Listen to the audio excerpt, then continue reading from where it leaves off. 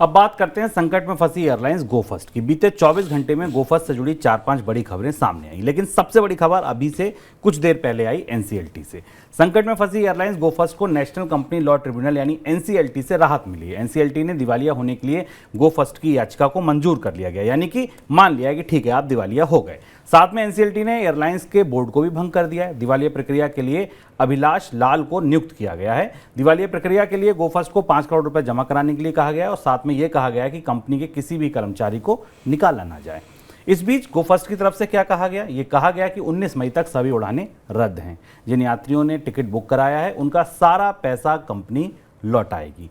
गोफर्स्ट को कर्ज देने वाले बैंक भी कंपनी के इंसॉल्वेंसी का समर्थन कर रहे हैं, क्योंकि उन्हें डर है कि गो एयर का हाल जेट एयरवेज जैसा ना हो जाए, जहां तगड़ा चपत बैंकों को लगी थी, उनका सारा पैसा फंस गया था। इस बीच एक खबर और आई। खबर ये आई कि गो फर्स्ट के जो एयरक्राफ्ट, जो हवाई जहाज अभी जमीन पर खड़े हैं, उनको दूसरी कंपनियां नज़र लगा रही हैं। वो चाह रही हैं कि ये खड़े एयरलाइंस के एयरक्राफ्ट किसी काम के नहीं है, तो इनसे बातचीत शुरू करके क्यों ना हम ले लें। एक तरफ हमने आपको बताया था कि जो एजेंट्स हैं वो भी खड़े हुए हैं, बहुत तमाम लेनदार कंपनी के पास अपना पैसा लेने आ रहे हैं। एनसीएलटी से राहत मिली, ये बड़ी खबर थी। दूसरी बड़ी खबर कि एयरक्राफ्ट जो खड़े हैं उनके लिए दूसरी कंपनियां नज़र गड़ा रही हैं कि ये हमको मिल जाएं। आगे बात पार्किंग लॉट्स की भी होगी, आगे बात एयरक्राफ्ट की भी होगी। सर, एनसीएलटी से राहत मानी जाए तो अब आगे होगा क्या?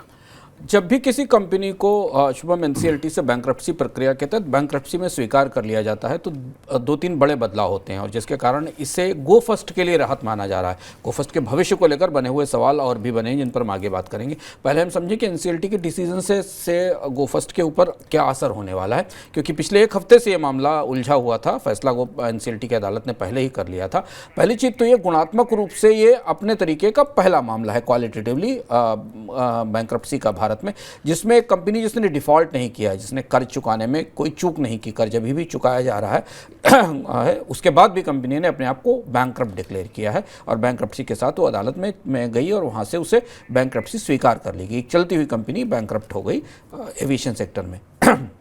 इस प्रक्रिया के तहत कंपनी को 3 बड़े फायदे होते हैं, जिनमें 3 बड़ी राहत होती है कि जैसे ही बैंक्रप्सी प्रक्रिया में किसी कंपनी को दिवालिया स्वीकार कर लिया जाता है, घोषित कर दिया जाता है, जितने भी बकायेदार हैं उनकी वसूलियां रुक जाती हैं, क्योंकि उन्हें तत्काल उन वसूलियों को रोकने की इजाज़त मिल जाती है।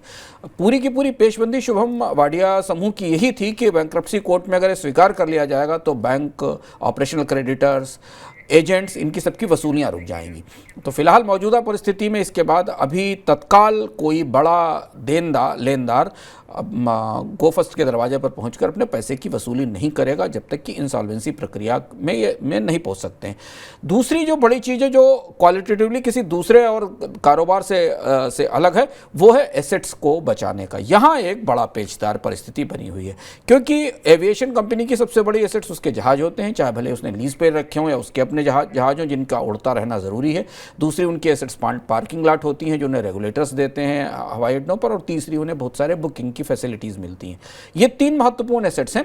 इन्हें बचाने के मामले में अभी साफ साफ एनसीएलटी ने कुछ नहीं कहा है, लेकिन गो फर्स्ट इस कोशिश में होगी कि वो इसको बचा लिया जाए। ये मौजूदा परिस्थिति है। इस परिस्थिति के बाद अब ये मामला गो फर्स्ट के लिए तो राहत वाला है, लेकिन एयरलाइंस के भविष्य के लिए बहुत सारे कॉम्प्लिकेशंस या बहुत सारी पेचीदगियां लेके सामने आया है।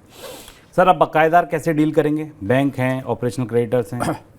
एक चीज़ और महत्वपूर्ण थी शुभ बकायेदारों की दृष्टि से कि बैंकर्स ने भी रिजोल्यूशन के इंसॉल्वेंसी का समर्थन किया, और उन्होंने समर्थन क्यों किया उसकी वजह ये कि बैंकर्स को इससे पहले जेट एयरवेज में वो अपने हाथ जला चुके हैं। जेट एयरवेज में उनका अधिकांश पैसा डूब गया और बड़े हेयरकट लेने पड़े। तो बकायेदारों को पता है कि कंपनी की वित्तीय स्थिति खराब है, कंपनी इंजन सप्लायर को पैसा नहीं दे पा रही है, और इसलिए शायद बैंकर्स ने इंसॉल्वेंसी में जाने की कोशिश इसलिए की कि जो भी है उपलब्ध वो बकायेदारी के तौर पर मिल जाए। पर यहाँ एक दिलचस्प ट्विस्ट है, क्योंकि ये कंपनी इंसॉल्वेंट डिफॉल्ट होने के कारण नहीं हुई है, और इस बात के भी संकेत बाजार को मिल रहे हैं कि वाडिया समूह इस कंपनी को दोबारा चलाने में इंटरेस्टेड है। दोबारा चलाने में इंटरेस्टेड का मतलब है कि 11,000 करोड़ की बकायेदारी में से कुछ बकायेदारी का हिट ले लेंगे ऑपरेशनल क्रेडिटर्स और बाकी लोग, और बचे हुए कर्ज को वापस चुकाने की जिम्मेदारी लेते हुए वाडिया समूह एयरलाइंस को दोबारा चला लेगा। तो बैंकों को उम्मीद है कि अगर बाकी कर्जों में कुछ रियायत देनी भी पड़ी और वाडिया समूह ने दोबारा एयरलाइंस चलाना शुरू कर दिया, तो चूंकि कंपनी ने भी डिफॉल्ट नहीं किया है कर्ज चुकाने चलाने की परिस्थिति बनी हुई है तो उनका कर्ज वापस लौट सकता है। तो इसलिए ये पेशबंदी कहीं ना कहीं वाडिया समूह और इंपॉर्टेंट फाइनेंशियल लेंडर्स के बीच में जो क्रेडिटर्स हैं उनकी मिलीजुली कोशिश लगती है, और इसलिए एनसीएलटी से में इन क्रेडिटर्स की तो ऐसा लगता है कि उन्होंने वाडिया समूह के साथ किसी तरीके की सहमति बना ली है। परिस्थिति बाद में स्पष्ट होगी, अभी ये खुलकर सामने नहीं आया, लेकिन लेंडर्स की तरफ से संकेत दिया गया। अब बची दो और हिस्सों की, उनका भविष्य थोड़ा मुश्किल में है। जैसे 900 करोड़ रुपए के आसपास की बकायदारी एजेंट्स की है, वो पैसा कैसे मिलेगा? वो इस बैंक्रप्सी प्रोसेस के बाद रुक जाएगा क्योंकि उन्हें पैसा नहीं मिलेगा। कर्मचारियों का पैसा कैसे मिलेगा, वो दूसरी बड़ी चुनौती है। हालांकि कोर्ट ने कहा है कि कर्मचारियों के मामले पर विचार किया जाए, लेकिन उनकी बकायदारियां कैसे कंपनी चुकाएगी, बड़ा हिस्सा। और तीसरा जो सबसे कॉम्प्लेक्स और सबसे जटिल हिस्सा है वो उन एयरक्राफ्ट्स का है जो गो फर्स्ट के पास थे, उनका क्या होगा, ये सवाल अभी क्लियर नहीं। सर क्या माना जाए, गो फर्स्ट को क्या राहत मिलेगी फिर इससे? गो फर्स्ट को अब यहाँ से एयरक्राफ्ट वाली बात खुलकर सामने आनी है कि बैंक्रप्सी की अदालत एयरक्राफ्ट पर क्या फैसला लेती। हमें याद है कि जितने भी लीज देने वाली कंपनियां थीं उन्होंने दो काम शुरू किए हैं। उन्होंने एक तो डीजीसीए से इन जो एयरक्राफ्ट थे 38 के करीब एयरक्राफ्ट हैं उनको डीरजिस्टर करने के लिए कहा, यानी उन्हें हटाने के लिए कहा है। दूसरी चीज़ है कि आज इस तरह की भी खबरें थी कि उन्होंने अपने जहाज़ों को लीज पे देने के लिए बाकी एविएशन ऑपरेटर से बात शुरू कर दी है, इंडिगो और एयर इंडिया और विस्तारा से बात शुरू कर दी है। अब यहाँ बड़ी जद्दोजहद ये होगी कि गो एयर हर तरह से चाहती है, गो फर्स्ट चाहती है कि जहाज उसके हाथ से ना निकलें, ये बने रहें उसके पास, क्योंकि इन्हीं के बेस पर एयरलाइंस दोबारा उड़ाई जा सकेगी। और जो लीज देने वाली कंपनियां हैं उन्हें अपने जहाज वापस चाहिए ताकि इन्हें वो दूसरी जगह किराए पर दे सकें और उनसे रेवेन्यू ले सकें। ये मामला यहाँ फंसेगा। यहाँ क्या फैसला लेती है एनसीएलटी की अदालत, ये देखने वाला होगा, क्योंकि ये फैसला काफ़ी लैंडमार्क महत्वपूर्ण होने वाला है। बाकी जो इंसॉल्वेंसी और बैंक्रप्सी की प्रक्रिया है वो उसी तरह से चलेगी जैसी बाकी किसी कंपनी के मामले में चली थी। पर यहाँ ये जो फ्लाइंग इंफ्रास्ट्रक्चर है उसका क्या होगा, और अगर ये फ्लाइंग इंफ्रास्ट्रक्चर चला गया तो पार्किंग लॉट भी चले जाएंगे, लाइसेंस भी जा सकता है, और जो बाकी फैसिलिटीज़ मिली हुई हैं गो फर्स्ट को वो भी जा सकती हैं। ऐसी स्थिति में फिर कंपनी को बचाकर भी इसे दोबारा चलाना मुश्किल होगा।